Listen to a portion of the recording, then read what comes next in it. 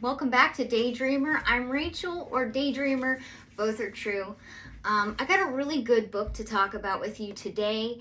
It is of mature content, but I said in my introduction, and you may not have seen it, but so I'll say it again, I'm not a kids channel. I don't restrict myself to genre of book, and therefore I may have topics or books that have more mature content. This is one of those books. However, it's not overly graphic, and I have deemed it, in my opinion, as a mother. I have two children. I have a 14-year-old and a son who will be 16 in December. I have deemed it family friendly because the topic that's going to be discussed, it deals with morals and morality, and I'm a firm believer that starts at home. What we teach our kids, what they carry throughout their life, how they make their decisions, what they see every day, that stuff begins at home, and therefore it makes it very much a family matter. So today's book is called Good Husbands, and it is by the UK author Kate Ray. She resides in Bath, so that really cool city. If you've ever watched BBC dramas or anything, a lot of times they show a clip of Bath, and I'll include a picture here so that you get an idea of where she lives. She has written other books. I'm not real familiar with her books. I picked this book up at Walmart one day, and I really liked it. It's very thought-provoking, and it is a book that's excellent for book groups. So if you have a book group and you're trying to pick the next book you want to read, this is an everybody book. I mean, yeah, it's titled Good Husbands. The lead characters are women, but the story can really resonate, I think, with anybody. And so that makes it a really good choice for a book club. There's lots of room for discussion and people's opinions. I would love to hear other people's opinions. If you've read this book, let me know in the comments section what you thought of it. Did you like it? Did you like the way it ended? There was a part in the book that I wasn't thrilled, but at the same time I thought, well, maybe the author did that to remind us that we're all human, and to almost like remind you, don't be a hypocrite.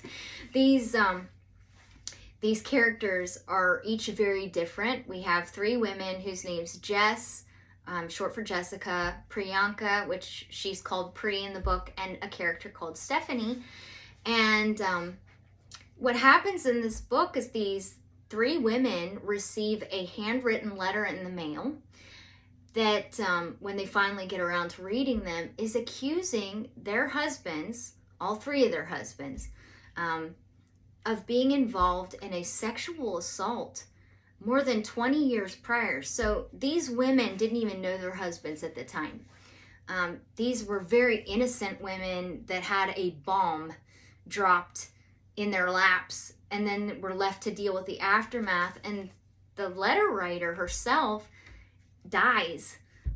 She knows she's dying when she writes the letter, but by the time they receive the letter, she has already passed. So she's dropped this bomb in their lap, and she's nowhere around to be confronted, to deal with the aftermath. So I had to think really hard about this. I'm thinking, what would I do if I received a letter in the mail accusing my husband of something like that? Well, first, I'd probably be in denial. Second, I would be angry and suspicious. I would be mad that they ever even wrote me a letter like this, especially since it happened before I ever knew him. So I definitely would deal with anger. And then I would go into detective mode. And what's great about this novel, it gives you three lead characters. You have these three women who are very different. They all have in common that they love their husbands. They all have children. So this letter doesn't only affect them personally, it affects their husbands, it affects their children, and each of them struggle with how to deal with this situation. And the women are all so different. Like I said, Jess, I like to refer to her as the bulldozer. She's very much a do-gooder. She has a firm sense of justice. She's the one that gets the ball rolling. And each of the women in the letter that they received, it gives the names of the other women and their addresses, as well as the name of their husbands. So these women get in contact because at first they don't know who to talk to. So they reach out to one another, but Jess is the one who gets the ball rolling. Priyanka, she's the youngest of the three women. She has pink hair, and I like her already. She has pink hair. She has one son. She's very much in love with her husband. She thinks he's a good man.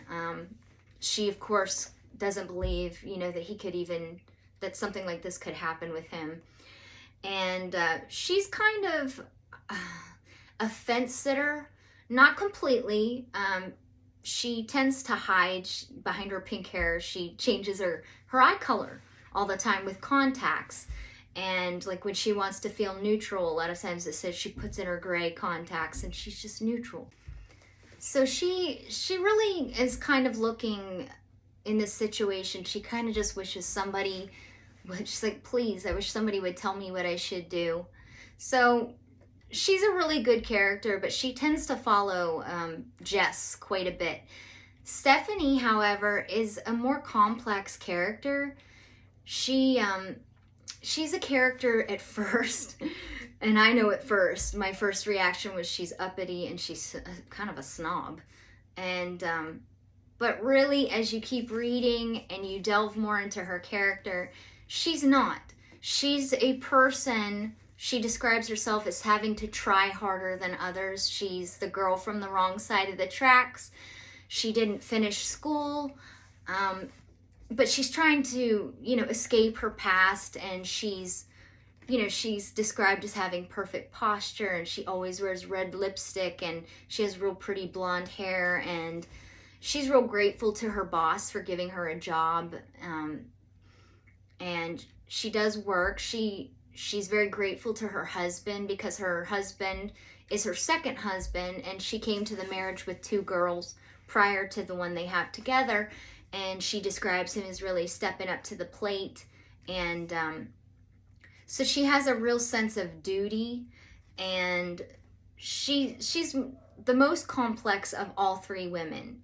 And she might be quiet, and sometimes she don't want to confront, but she definitely makes her own decisions. And she is a strong character. Her and Jess tend to clash quite a bit.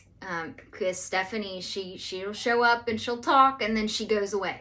And she really doesn't feel like this is her problem. And so the other women kind of struggle. They struggle with each other's differences, which you think about real life. Nobody gets along perfectly all the time, whether it be family member, spouse, siblings. You're always going to have those differences of opinion, differences of how you deal with things. So, hang in there if you're reading about Stephanie.